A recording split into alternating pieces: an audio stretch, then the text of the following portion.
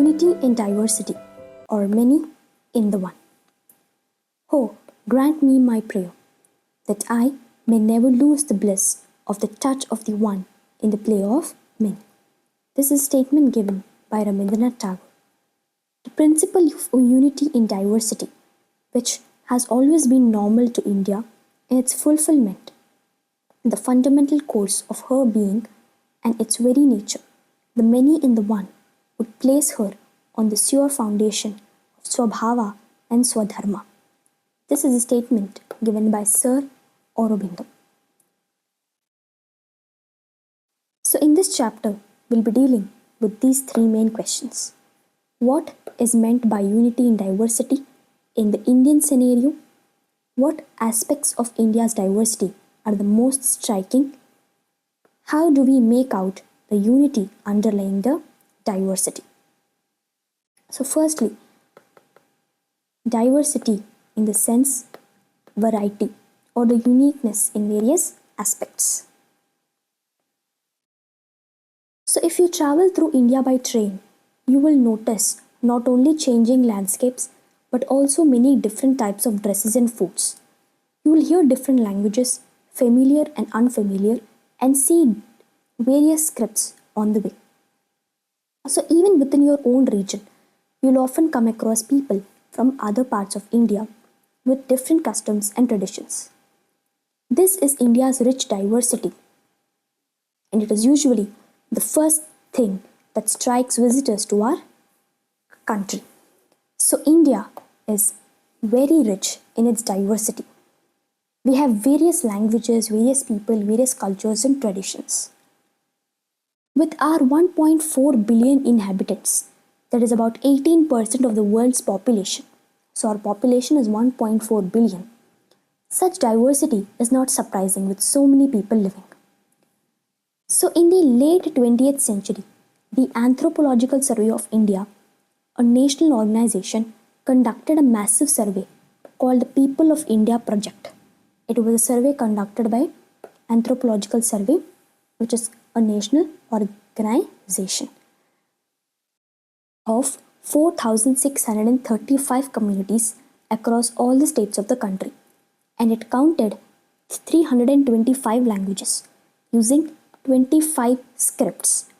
And it is also observed that many Indians may be called migrants, in the sense the people not living near their birthplace or with their original community. So there is migration a lot in India. That is, if you are born in a particular place, it is not, you are not confined in staying here. You generally move out to cities. So while diversity is indeed beautiful, making sense of it is not so easy. Over a century ago, the British historian Vincent Smith wondered, century in the sense 100 years. So how is the face of such bewildering diversity can a history of India can be written? The answer to this query is found in the fact that India offers unity in diversity. So what is meant by unity in diversity? How shall we perceive and express this unity or many in the one? To answer this question, we'll explore a few dimensions of Indian life. So, to understand unity, how do we actually get unity in our rich diversity? We'll understand about various aspects. So, the first is food for all. Some of you will have eaten food from different regions of India. The number of different varieties and preparations you taste in India must be in their thousands, if not lakhs. Yet, certain food grains are common to almost every part of the country. Cereals such as rice, barley, wheat, millets such as bajra, jowar, ragi, and the pulses, and several kinds of dals. So we find all these in almost every part of India. So that is what is common in all these things. And also, these are called the staple grains because they are the basic food for most Indians. So, for example, the staple food of South India is rice, while the staple food of North India or the ingredient would be wheat. So staple in the sense what is eaten by most of the people living in that region. So the staple grains, the above mentioned, because they are the basic food for most Indians. Similarly, some common spices such as turmeric, cumin, cardamom, and ginger are also used throughout the country in the Indian cuisine. So we would continue this list with some vegetables and common oils. So we see how the same ingredients, that is unity, can be used in a number of combinations, that is the diversity, to prepare an endless variety of items. So people living in North India and South India use the same ingredients. The product we get out of them is different. So using the same ingredients is unity, while getting a different product is the diversity. So that is how food has unity in diversity. Next is clothing. So every region and community in India has developed its own styles of clothing and dresses. Yet we continue or notice a commonality in some traditional Indian wear, irrespective of the material which is used in the preparation. So an obvious example is a plain length of cloth called sari, which is almost worn by people in whole of India. So a type of clothing worn in most parts of India and made from different fabrics, mostly cotton or silk. But nowadays, synthetic fabrics too have been prepared. Banarasi, Kanjivaram, Paitani, Patan Patola, Mugha or Mysore are some of the famous types of silk saris. So there are many more kinds of cotton saris as well. Altogether, this unstitched piece of cloth comes in hundreds of varieties. So they are produced by different methods of weaving, and but some of these are a part of cloth while others are printed after the cloth is woven. So finally, there are endless variations in the colors which are produced by many kinds of pigments. So the sari has a long history. So this stone relief on from Vaishali. So this is a stone relief from Vaishali. This is a stone relief of a woman in a sari from Vaishali, but which is now in Bihar. Goes back a few centuries before Common Era. So a sari has a long history.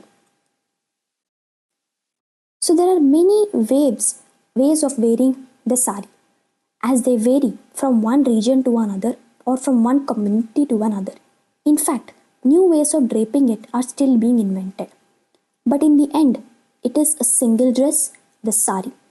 So in the past centuries, several travelers to India marveled at its simplicity, economy, and the diverse ways in which it is worn. So in addition, women often put the sari to many uses beyond that of the dress. So these are the various uses of sari. So in this way, we hold unity in diversity, even though the draping is in a large variety, but the common thing is sari. So this is how the unity in diversity in clothing is observed in India. So next is festivals. So there is an immense variety of festivals in India. You may have noticed that few common ones are celebrated across India almost at the same time, though they are called with different names. So one just example could be Makar Sankranti, which marks the beginning of the harvest season in many parts of India, which is around January 14 to 20. So this map shows the different names of the similar festivals across.